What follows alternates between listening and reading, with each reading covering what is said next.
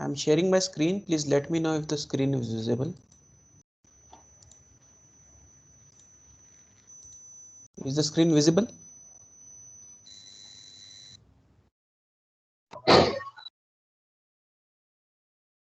Yes, sir. Okay, thank you. So, very good morning, students. In the last lecture, we have started with the applications of stack. And to quickly revise, we have seen one application of stack yesterday, which was basically reversal of a string, right? So how we perform that reversal is we keep on pushing all the characters from our string onto the stack until we encounter a null character. And once we encounter a null character, we stop the push operation. And further, we start popping the elements from our stack until the stack becomes empty. So this pop will basically happen in the reverse order because stack is LIFO, we all know, last in first out. And that's why whatever output will be printed in this case will be in the form of the reversal of this string. So this was one of the simple applications which we discussed yesterday. Okay. So in continuation to that, we are going to start with the next applications of stack today. Second such application of stack is procedure or function executions. Okay. The second application of stack is procedure or function execution in programming languages. Now, what do I mean by that? I'll give you an explanation to this. Okay. So what is the second application? Second application is procedure or function execution in programming languages. So we have studied C programming languages by now, right? So we are using that C programming language to do our programs also in data structure. So we write many functions in our C programming language, right? So we are aware of this concept of function, right? So procedure is I can say it is one of the variants of function. It is one of the variants like function only. Rather, function is a variant of procedure. So in some programming languages we do have procedures. Okay. So as of now, don't concentrate much on that word procedure. For us, let us understand that procedure and function are one and the same as of now. Okay. If you dig more into other programming languages, you will actually come to know the difference between procedure and function. So as of now, at least you know what do you mean by function, right? So whenever we write function in our C programming languages, to be precise, whenever we write our user defined functions, right? So we tend to jump from one function to another function whenever a function call happens. If you remember, we had seen some examples in our first chapter for functions. So basically our execution of our program starts from our main function, right? Execution of our program starts from main function. So suppose this is your main function. Suppose this is your main function. Okay. So this is your main function. So inside your main function, then suppose you are giving call to another function that is a. Suppose you are giving call to another function that is a. Suppose this is body of your a function. Suppose this is body of your a function. So it has its own statements. Okay. Main has its own statements, a has its own statement, right? Now we all know that main may have some integer declarations, right? Suppose main is having some data types or data elements declared in the form of int x and y, suppose. Okay. Similarly, a can also have its own data members and data variables. Now this data variables may have same name also. It may have. So I'm writing some sample example. So I'm writing x comma p comma q in a.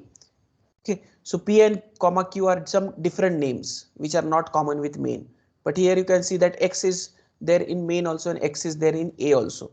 But the identity of x inside main is different as that of x inside that of a. These both are different variables because this x on the left hand side is part of main and this x is part of a. Okay, so each of these functions may have their own data members, correct? Each of these functions may have their own code. They may have their own logic that they are supposed to implement, right? So all this information related to each of these functions is basically stored in the form of a context. It is getting stored in the form of context inside your memory. So for each of these functions, there is a context that is getting created. There is a context that is getting created. What all things are there in this context? Okay, so some people call it as context. In some textbooks it is called as activation record. Okay, so in some textbook it is called as context, in some textbooks it is called as activation record. Now what is this context or activation record? In simple, I can tell you that this record is basically holding all the information related to that function. So main will have its own context and A will have its own context. Correct? Main will have its own activation record, A will have its own activation record. Okay. Now these activation records, or what I say as context, are getting stored in your operating system inside your RAM. Okay, in the form of stack. In the form of stack. How they are getting stored? So whenever your program execution begins, we all know that first of all main function is called, right? First of all main function is called. So whenever a function is getting called, its activation record is getting pushed onto the stack. So imagine now this is your stack. Now imagine that this is your stack. Okay, so first call will go to which function? First call will go to which function? Main function, because from main function the execution of our program begins. So whenever main function starts its execution, whenever call happens, at that point in time activation record of main is getting pushed onto the stack. So imagine now this is activation record of main. Imagine that this is activation record of main. Imagine that this is your activation record of your main. Again I repeat, what activation record will contain? It will contain all the information related to that function.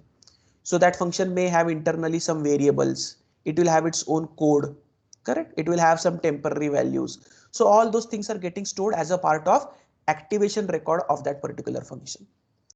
So whenever a function is getting called, at that time activation record of that function is getting pushed onto the stack.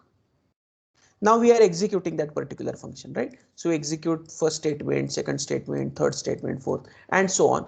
And now here we realize that there is a call happening to function A. And then we realize that there is a call happening to function A. So now flow will go from main function to A function. We have studied this, right?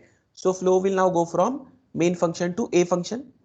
Now the moment A function is getting called, activation record of A now will be pushed on stack. Activation record of A will now be pushed on stack. Are you getting this? So whenever you are executing now the statements of A function, it is basically referring to the activation record of A, and it is not getting mixed up with the activation record of main. And this is how all the data members of each of these functions are maintained independently inside your RAM with help of activation records which are getting pushed onto your stack. Are you getting this? Now X inside main will have some space here, correct? And X inside A will have some space over here, correct? Similarly, Y will also have some space inside main, and P and Q of A will also have some space over here. So this is how these internal variables are getting stored independently in the form of the activation record as far as your functions are getting considered. And whenever your function call happens, the activation record of that function is getting pushed onto the stack. Now, whenever the function call will finish, now for example, here we have gone from main to A. Now A will start its execution. All the statements of A will get executed. The moment last statement of A gets executed, the function call will finish. Now when the function call will finish, we have to come back to main, correct? At that time, whenever a function call finishes its execution, we can say that time the activation record of that particular function is getting popped from the stack. Activation record is getting popped from the stack. So whenever your last statement will get executed, that time activation record of A will be popped from the stack and your flow will come back from A to main. And now once you have come back to main, you are accessing all the variables inside main, and now you will be present at the activation record of main inside your stack. Are you getting this? Now we all know how function executes. So if you keep on calling to many such functions, say for example from main you call to A, from A you give call to B, from B you give call to C, what will happen? In stack it will be getting added in that fashion. First main will be pushed, then A will be pushed, then B will be pushed, then C will be pushed, right? Now execution of C will finish first, that's why C will be popped. Then execution of B will finish, that's why B will be popped. Then execution of A will be finished, that's why A will be popped. And finally execution of main will be finished when your program will finish its execution, and that time main will also be popped from your stack. So the way functions are getting executed, the function which is getting called last in this chain is getting executed first. And this matches to the phenomenon of our stack, which is nothing but LIFO, that is last in first out. And that's why in order to maintain this data elements, in order to maintain this activation record inside your function, we make use of stack. We rather means operating system makes use of stack to maintain these activation records. Is the application clear? Okay, so activation records of each of the functions are getting stored by the operating system in the form of a stack. Whenever a function call happens, its activation record is getting pushed onto the stack. Whenever a function call finishes, then its activation record is popped from the stack. Is the second application understood to you? Okay. Let us move now to the third application of stack. The third application of stack is polish notations. Third application of stack is polish notation. Kindly pay attention to this article. This is very important article as far as the applications of stack are considered. Okay. So third application of stack is polish notation. There are basically three types of polish notations. I list those three polish notations first for you. Infix notation. Second is prefix notation.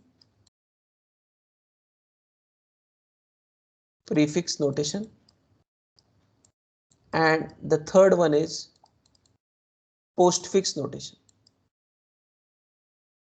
What are three types of polish notations? Infix notation, prefix notation, and postfix notation. These are three types of polish notations: infix notation, prefix notation, and postfix notation. Now what these notations are, let us understand meaning of these notations. Basically these notations are written for algebraic expressions. For what purpose we are using these notations? We are using these notations for algebraic expressions. So expressions which comprises of your algebraic operations. So for example, what we will do, we will take standard operations that we know in algebra, that is addition, subtraction, multiplication, and division. I'll take these examples. Okay. Now initially suppose I take one simple algebraic expression, say for example a plus b. What is the algebraic expression that I have taken? A simple algebraic expression that I have taken, that is a plus b. So in this a plus b, what I understand is my a and b are my operands. What are a and b for me? A and b are my operands. Okay. And what is plus here? Plus is operator. What is plus? Plus is operator. Okay. A and b are my operands. Plus is operator in this example which I have written, that is a plus b. Okay. Now this way of writing the expression, which is basically a normal way of writing as we do in the algebra also, that we write the operator, then we write the operand, then operator, and then again the operand on which we are performing that particular operator. So this is the standard way of writing the expression. This standard way is basically infix notation. So whatever normal form of algebraic notation we write in traditional algebra, that notations are basically infix notation. Now what are these two notations? Let us understand the meaning of these two notations, prefix and postfix notation. In prefix, it is in the name itself, prefix. So in prefix, what we are going to write? We are going to write the operators first. We are going to write the operators first. Pre means first. So what is that we are going to write first? We are going to write the operator first. So what is our operator in this particular example? Operator is plus. Operator is plus. So we'll write plus first and then we will write the operands. So what are our operands? Our operands are A and B. Our operands are A and B. So the infix notation A plus B can be represented in prefix form as plus AB. Are you getting this? Prefix form of the infix notation A plus B is plus AB. Similarly, now what will be postfix? It is in the name itself. Postfix. Post means afterwards, right? What is that we are going to write afterwards in this case? The operator. So here the operands will be written first, that is AB, and then the operator will be written. So operator here in this our example is plus. So the postfix notation for A plus B will be AB plus. Postfix notation for A plus B will be AB plus. Is the basic meaning of these three notations understood to you, students? Yes, can anyone just confirm? Yes, sir. Okay, so I have taken very simple example initially, that is A plus B. Okay, in this I have taken only one operator and two operands because we are doing addition. So for doing addition I need two things, right? So I have taken A and B. So A and B are my operands and plus is my operator. So this normal expression that we write in algebra, this basically it is in the infix form. So we call it as infix notation. In prefix, we will write the operator first, and in postfix, we will write operator afterwards. Okay, this is the normal way of writing prefix, infix, prefix, and postfix notation. Okay, for a simple expression that I have quoted here, that is A plus B. Now let us explore more about these Polish notations. Now suppose that you have a bigger expression. Suppose you have a bigger expression. So I am taking A plus B minus C multiplied by D. Next example that I take. What is my next example? A plus B minus C multiplied by D. Now what is this form? This is the infix notation form, right? What is this form? This form is infix notation because this is the traditional way of writing my expression. So this is infix notation. Now my task is to find the prefix and postfix notation of this particular infix notation. My task is to find the prefix and postfix. So first let us find the prefix notation for this. Let us find the prefix notation for this. So for finding prefix notation, what thing I told you? That we write the operator first and then we write the operands. Now my dear students, this problem is not that straightforward. See, writing operator first doesn't mean that I'll write like this: plus, minus, multiplication, A, B, C, D. No, this is wrong. One may feel that when I say prefix means, or what I taught you earlier, prefix means write the operator first. Okay, so one may think that let us write the operators plus, minus, multiplication, and then let us write the operands A, B, C, D. No, this is not the correct way of doing it. So this is wrong. This is not how we convert this type of expression, infix notation expression, into the prefix or postfix. For doing this, we have to follow the steps one by one. We have to follow the steps because now we are dealing not with a single operator, we are dealing with multiple operators. We are dealing with multiple operators. How many operators we have in this particular expression? We have three operators. Which are those three operators? Plus, minus, and multiplication. In each step, we will be solving only one operator. In each step, we will be solving only one operator. Now, which operator to solve is the next question. Now, these operators will be solved on the basis of their precedence. These operators will be solved on the basis of their precedence. What do we mean by precedence? if you recollect in your algebra, in your mathematics that you have learned in your childhood mathematics, in your algebra, that multiplication and division are having more priority, or we can say more precedence as compared to addition and subtraction. Correct? You have studied this in your algebra, right? Multiplication and division will have more precedence over addition and subtraction. Now, if I give you this particular expression, what part should be solved first in this expression? If I apply precedence rule, then C multiplied by D should be solved first. What should be solved first? C multiplied by D should be solved first. Why? Because multiplication is having more precedence as compared to the addition and subtraction which are present in our given problem. Correct? So if I say this C multiplied by D has to be solved first, I'm trying to convert it into prefix notation. So what is prefix notation? For C multiplied by D, that I have taught you. It is multiplication CD. What I'm trying to solve here is prefix. What I'm trying to solve here is prefix. Okay.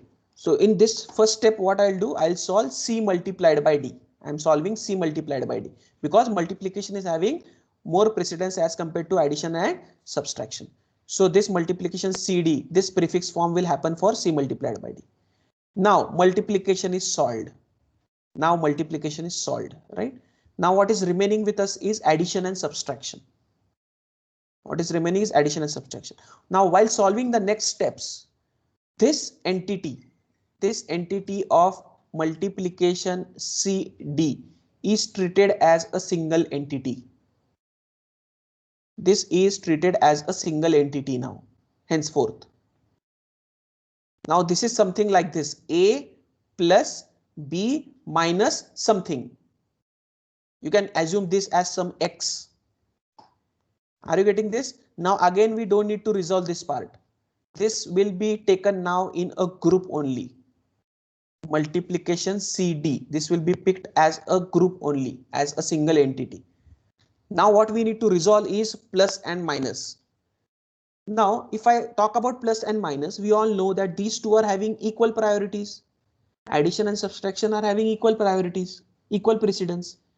Now, when you have two operators with equal precedence, or we can say equal priorities, then in that case, the operator which is present on left hand side will be solved first. The operator which is present on left hand side will be solved first. So which is there on the left hand side, because such expression will be resolved from left to right. So in addition and subtraction, which will be solved first? Correct. Addition will be solved first. Which will be solved first? Addition will be solved first. So if I'm applying prefix for addition now, what will be the output for A plus B? We all know it is plus AB. Then this minus is there, and this multiplication CD is as it is over here present. Now, this also is a single entity. This also is a single entity. Now only one operator is remaining for us. What is that one operator that is remaining? Minus. And we have to apply prefix. So this is as good as this is some X, that is plus AB is some X, and multiplied by CD is some Y. So I'm trying to do X minus Y. So what is prefix of X minus Y? It will be minus XY. Correct? It will be minus XY, minus X. X is our this left hand side, that is plus AB. And what is Y? It is multiplied by CD. So this is our final answer of prefix. So was my earlier answer which I written close to this? No. It is not only about collecting the operators on left hand side and moving the operands on right hand side. No, it is not that way. Are you getting this? When you have more number of operators given in your expression, you have to solve step by step. You have to solve that step by step. Is it clear? How did I convert infix to prefix? Is it clear, students? Yes, sir. Yes, sir. Now if I try to do postfix of this,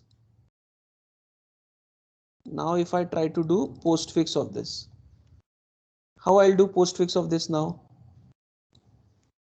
So first C multiplied by D will be solved. Precedence will be, the logic of precedence will be there, right? So A plus B postfix will happen of C multiplied by D. So it will become CD multiplication. Excuse. It will become CD multiplication, right? This CD multiplication has now become a single entity.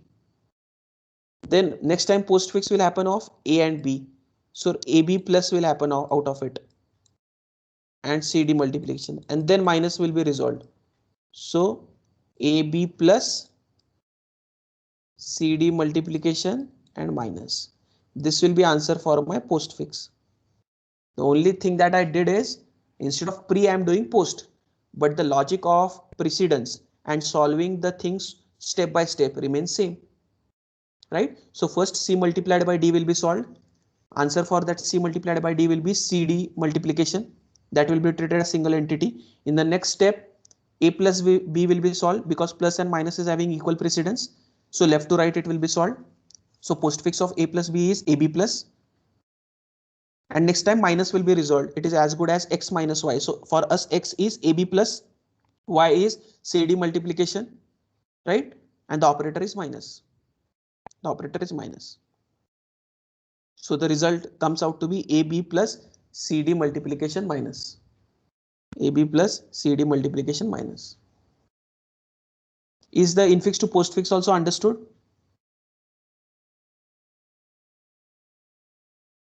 Yes, students. Yes, sir. Yes, sir. Now, Yes, sir. now just have a pen and paper in your hand. I am writing an expression. All of you are supposed to solve this expression and write the answers in the comment box. I am giving you an infix expression.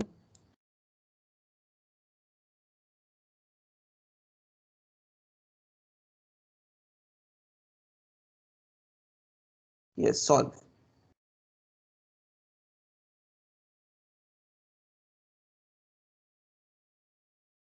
First, all of you will solve prefix. I want answers of prefix.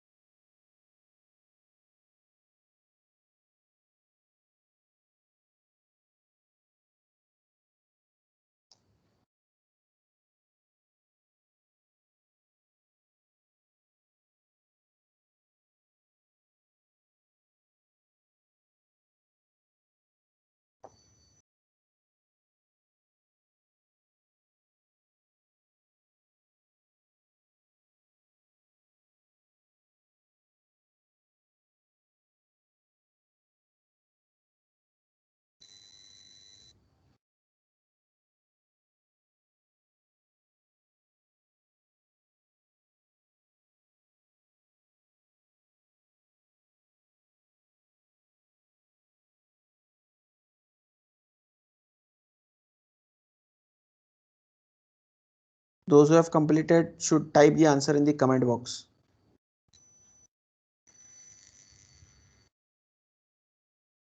Comment box means chat box.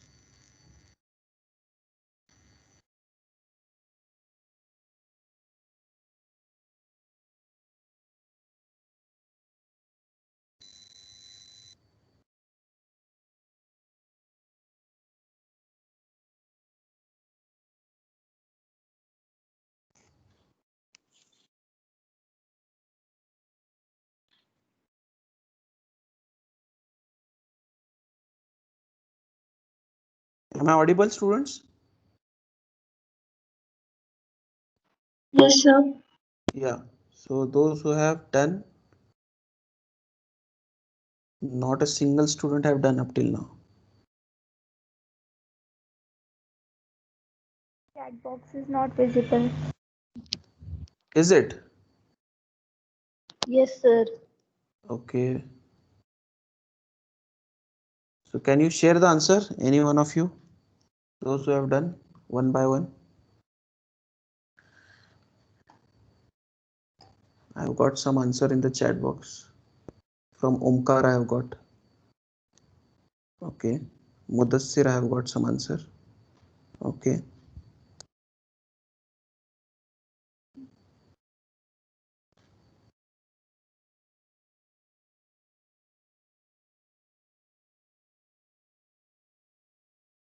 Anyone else who have an access to chat box can type. Only prefix, Mudassir. I have asked only prefix. Okay. Others? Okay. Anyone would like to share via mic? Can tell their answers.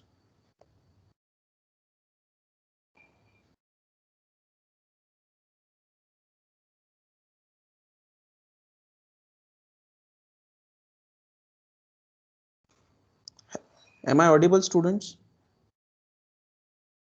Yes, sir. So you don't want to share answers? So shall we close this lecture? If your chat box is not working, I told you to speak and answer. If you people are not interested, don't waste my time also.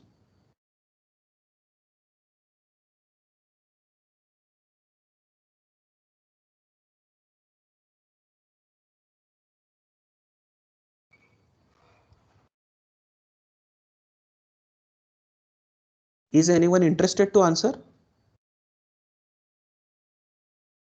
Yes, sir. Yeah. Minus plus AB divide, then multiplication CDE.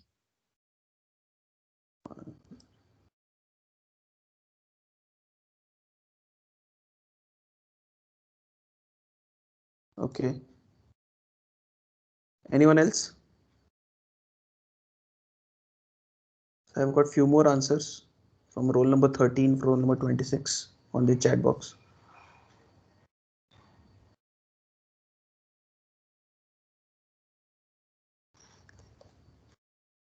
Okay, so let us solve this now. Let us solve this now.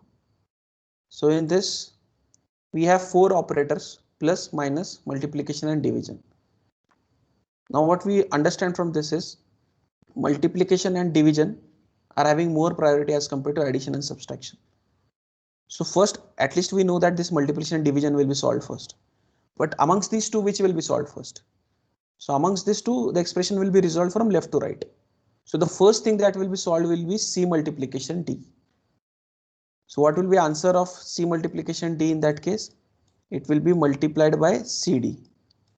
It will be multiplied by CD. Correct? This will be treated as single entity now. Correct? Then division will be solved. So when division will be solved, that time divided by multiplied by CD and E will come. Correct? This is prefix, right? So division, this is X for us now, that is multiplication CD, and E is our second operand, so which is coming over here. Now again, this will be treated as a single entity. Next time addition will be resolved. So for addition, the answer will be plus AB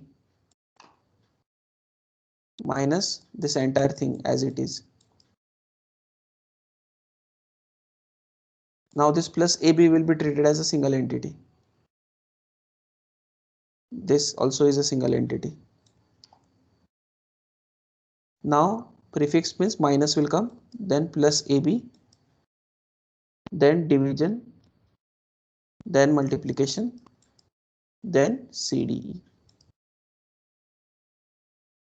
then CDE. So this is the correct answer. All of you can verify at their end.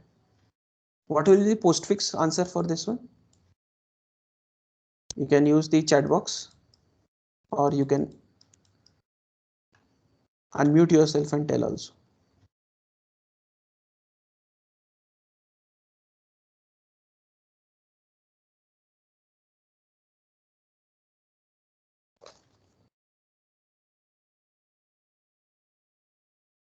AB plus CD multiplication E division minus AB plus CD CD multiplication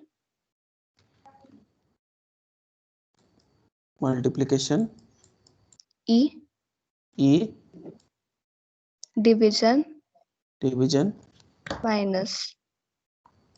minus.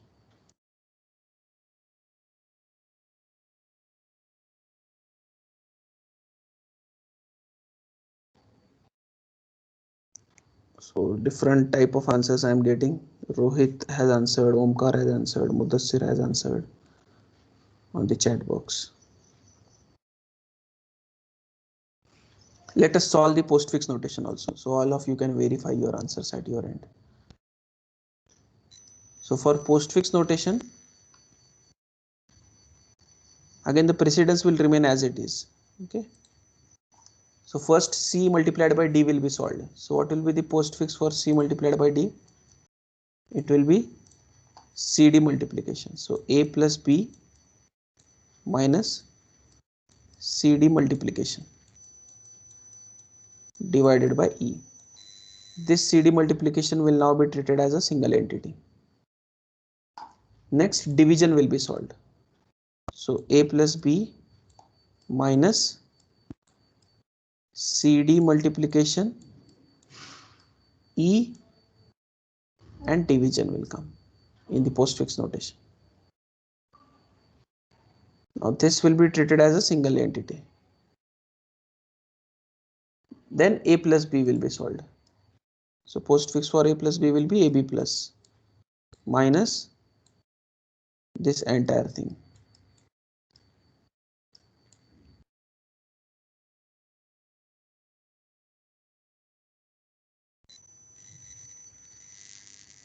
Roll number 34 minus XY. Are you sleeping or what? What kind of answer you have given? Minus XY means? Okay. So this is one entity and this is another entity. So this will be AB plus CD multiplication E division and minus, which is correct answer which was given by you people. So this is our postfix notation. This is our postfix notation. Is it clear? Is it clear? Yes, sir. Anyone is having any queries related to this postfix notation?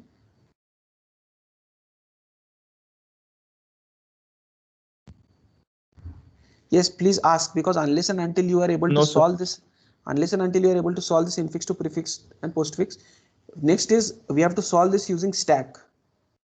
So for solving it using stack, first you should be able to solve this using this normal mathematics logic. I have not told you, actually this is an application of stack, right? So we have to solve this using stack actually.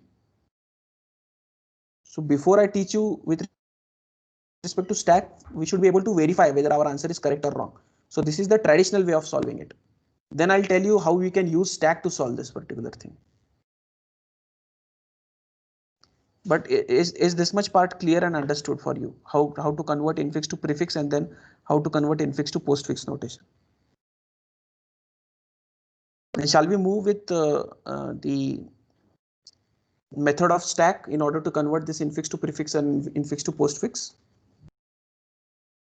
Yes, sir. Okay, so in order to convert these notations of infix to prefix and infix to postfix, we can make use of stack to solve this particular problem. Okay, so first we will study infix to postfix. Okay, and if we understand infix to postfix, then infix to prefix is very easy, because for that we should first understand infix to postfix. So first what I am discussing today is infix to postfix. Infix to postfix. Okay, now there are different steps in which we solve this infix to postfix.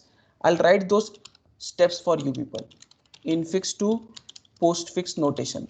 All of you are requested to write this this particular steps in your notebooks also. Okay, infix to postfix notation.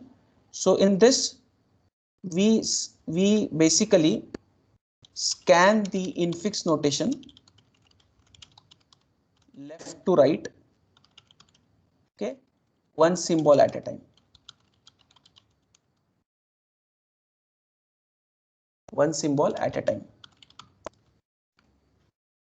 So you will be given an infix notation for which you have to convert it into a postfix notation. So we'll be scanning that infix notation from left to right, one symbol at a time. Now there is a possibility that the symbol that you have scanned may be an operator or it may be an operand. It may be an operator or it may be an operand. Correct?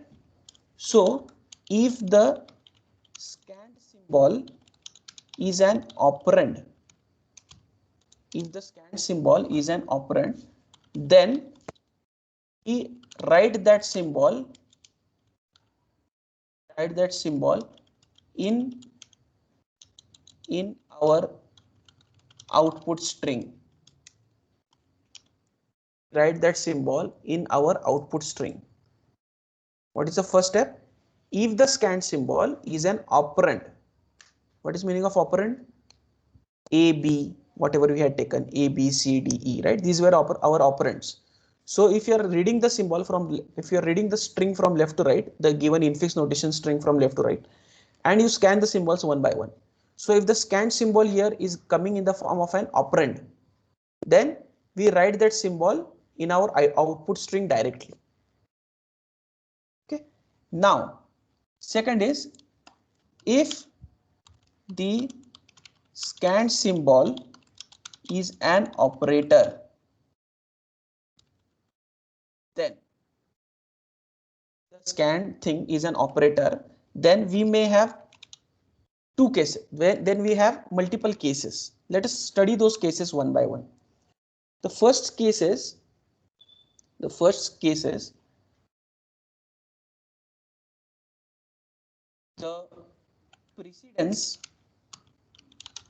precedence of the operator scanned is the precedence of the operator scanned. Just a moment.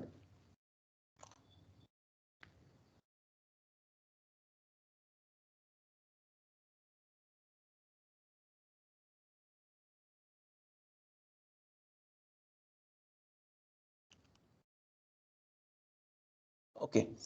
So the precedence of operator scanned is greater than the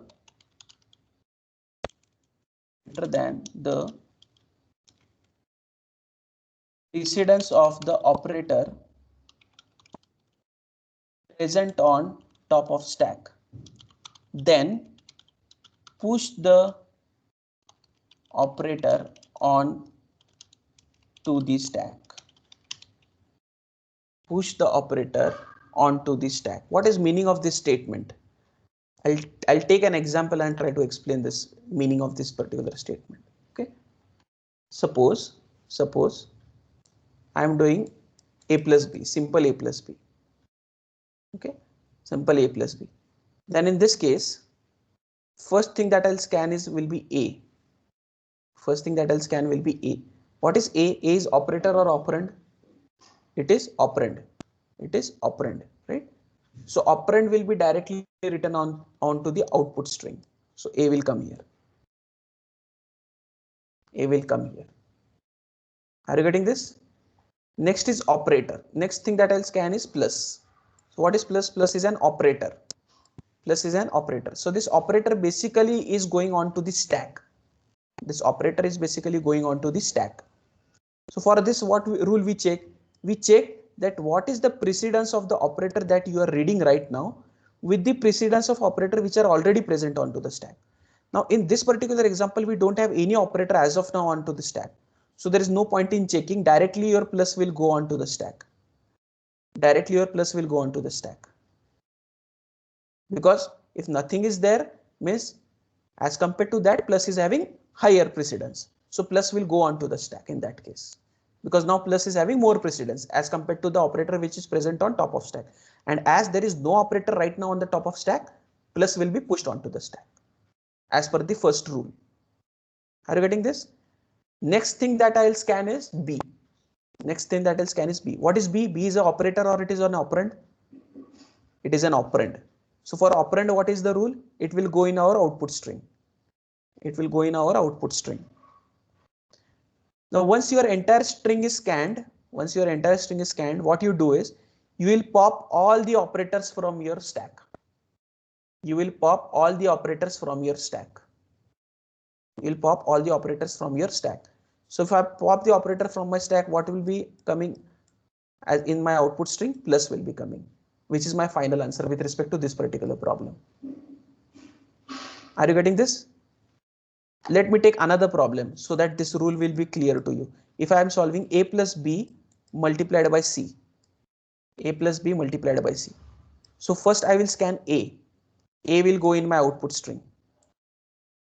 A will go in my output string, right? Then I'll scan is plus. Plus will go in my stack. Plus will go in my stack. Next thing that I'll scan will be b. B will be going in my output string.